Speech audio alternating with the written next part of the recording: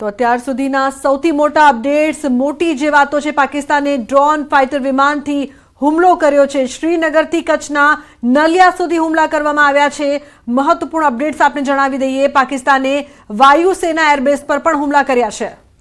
પાકિસ્તાને શાળાઓ પર પણ હુમલા કર્યા। શાળાઓને પણ બાકાત નથી રાખી અને તેના કારણે જે વિદ્યાર્થીઓ ત્યાં અભ્યાસ કરતા હતા તેમાં પણ ડરનો માહોલ। પાકિસ્તાને ફરી નાગરિક વિમાનને ઢાલ બનાવી છે। જ્યારે એરબેઝ બંધ કરી દેવામાં આવ્યું હતું, જે હવાઈ રસ્તો છે તે બંધ કરી દેવામાં આવ્યો હતો, તો પાકિસ્તાને નાગરિક ઉડ્ડયન વિમાનોનો સહારો લીધો છે। પાકિસ્તાન એલઓસી પર સૈન્ય વધારી રહ્યું છે। સતત ફાયરિંગની જે તીવ્રતા છે તે પણ વધી રહી છે।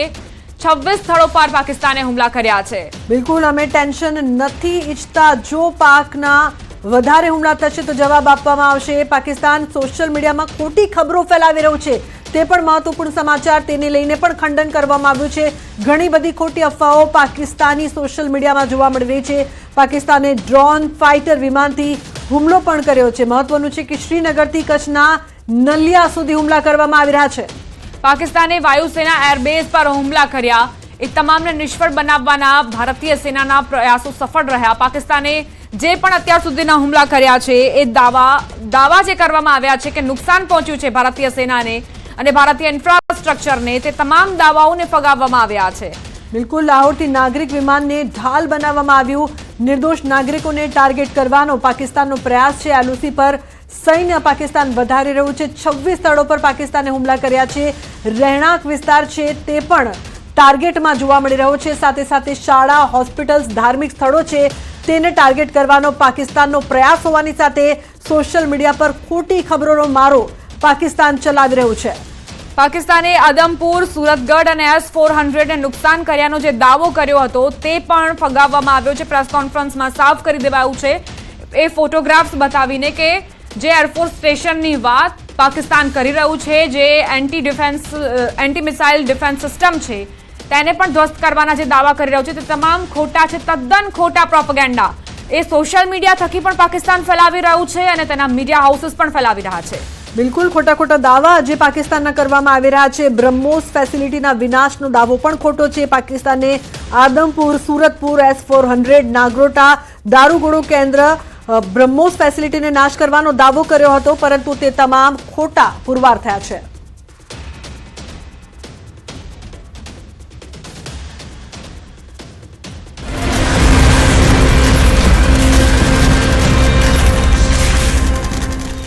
જયદેવજી, હવે પાકિસ્તાન દ્વારા સતત હુમલા કરવામાં આવી રહ્યા હતા અને તે આપણે નાકામ પણ કર્યા છે, પરંતુ હવે ભારત દ્વારા ફરી એકવાર જડબાતોડ જવાબ અને અનેક ડ્રોનનો ઉપયોગ કરીને હુમલો કરવામાં આવ્યો છે। સૌથી પહેલા તો આપનું રિએક્શન। જી હા, પ્રાપ્ત વિગતો પ્રમાણે જે રીતે આપણે માહિતી મળી રહી છે તે જોતા આપણે કહીએ કે ભારત હવે માત્ર પોતાની જાતને આ સ્વોર્મ ડ્રોન કે આટલા બધા ડ્રોન્સ આવીને આપણા પર હુમલો કરી જાય તેનું ડિફેન્ડ કરીને માત્ર સંતોષમાં બેસી રહે તેવું નથી થવાનું। આપણે એનો પ્રત્યુત્તર આપશું। આપણે પ્રત્યુત્તર અલગ અલગ રીતે આપતા હતા, એમાં અત્યારે જોવામાં આવી રહ્યું છે કે આપણે એ જ રીતે we are paying back in the same coin. આપણે તે જ રીતે ડ્રોનના માધ્યમથી અલગ અલગ પાકિસ્તાની ઠિકાનાઓમાં હુમલો કરી રહ્યા છીએ। જયદેવજી, અહીંયા ભારત દ્વારા સંયમ રાખવામાં આવી રહ્યો છે અને હજુ પણ ઘણા બધા મોકા આપવામાં આવ્યા, પણ હવે ક્યાંક ધીરજ ખૂટી રહી છે। આવનારા સમયમાં કયા પ્રકારના એંધાણ જોવા મળી શકે છે, આપને શું લાગી રહ્યું છે?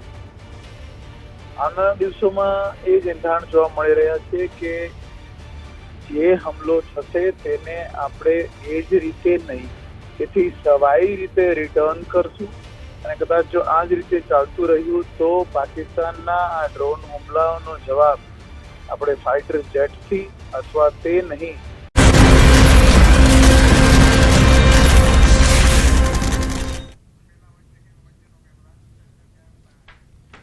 તો જે પ્રકારથી પાકિસ્તાન દ્વારા નાપાક હરકત છે તે સતત કરવાનો પ્રયાસ કરવામાં આવી રહ્યો છે। હુમલા કરવામાં આવી રહ્યા છે, પરંતુ તમામ હુમલા નાકામ બની રહ્યા છે। ભારતની પશ્ચિમ સરહદ પર જે હુમલા કર્યા છે પાકિસ્તાને, તેનો જડબાતોડ જવાબ ભારતીય સેનાએ આપ્યો છે। એ તમામ ડ્રોન હુમલા હોય કે પછી મિસાઇલ હુમલા હોય, નેસ્તનાબૂદ કરવામાં આવ્યા છે। S-400 અહીં કારગર પુરવાર થઈ રહી છે। આકાશ મિસાઇલ છે આપણી પાસે, જે પણ કારગર પુરવાર થઈ રહી છે।